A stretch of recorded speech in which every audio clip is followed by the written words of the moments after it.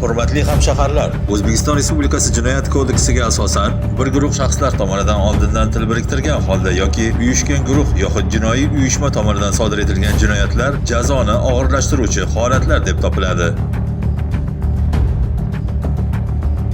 Ayni paytda aybni bo'yniga olish to'g'risida arz qilish, chin ko'ngildan pushaymon bo'lish yoki jinoyatni ochish uchun faol yordam berish jazoni yengillashtiruvchi holatlar deb topiladi. Aldanib qolgan, do'q-po'pisalardan qo'rqib jinoiy guruhlarga aralashib qolgan, shuningdek, firibgarlar gapiga ishonib qolib jinoyat sodir etgan hamshaharlarimizni aybiga iqror bo'lib 542 62 30 542 12 63 raqamlari orqali Qo'qon shahar Ichki ishlar boshqarmasi ishonch telefonlariga murojaat etishlarini taklif etamiz. Jinoyat haqida xabar bergan fuqarolar shaxsi sir saqlanishi, aybiga iqror bo'lgan shaxslarga qonunda belgilangan barcha yengilliklar berilishi kafolatlanadi.